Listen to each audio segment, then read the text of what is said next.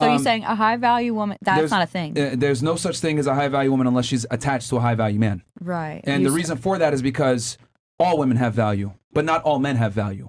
Women are given their value up front, so therefore a high value woman only exists if she's with a high value guy. There's a reason why a woman wants to get married and take a man's last name and not the other way around. Wait, you're very avoidant of the question. Wait, what is a high value woman? Yeah. I just told you, a woman that can lock down a high value man. What is a high value man? Yeah, I need description, characteristics. So, okay, so it's just a high value woman is just someone who can lock down a high. It's just because she's with a high value man? A high value woman is a woman that is locked down by a high value man. So you're telling me that I can't be a high value woman because I'm single?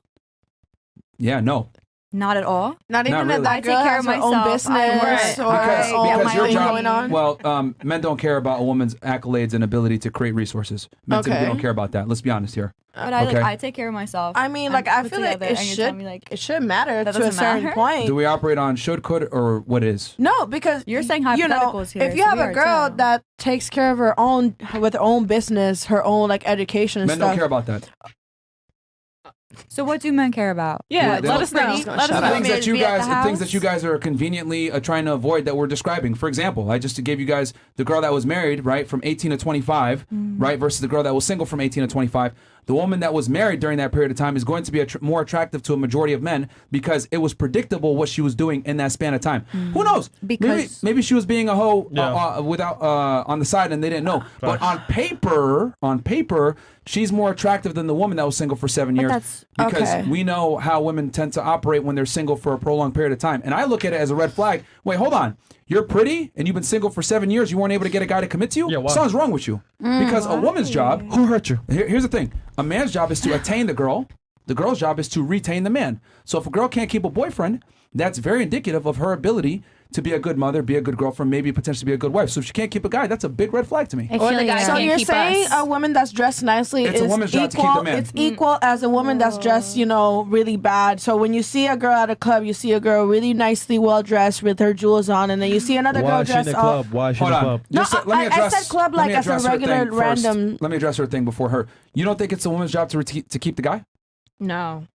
I think it's an equal thing. Yeah, it's both like to make each other happy. I think. Wait, going back to what you were saying. Let me ask you this: are there more attractive women or attractive men? Attractive women. But women also put more effort. For sure, there's more attractive women than men. Yeah, for sure. So there's more attractive women than attractive men. Definitely. So obviously, if you look at the law of supply and demand, that means that the man is in demand because there's less of him. Correct? Mm-hmm. So therefore, who has the leverage?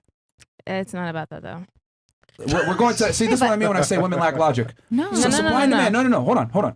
If there are more beautiful women than attractive men, but why is beauty what you're going after? There should. It's the first thing that you see from a person. That's because that's the main. It's the first thing that you see from a person. God fucking damn. It has beauty.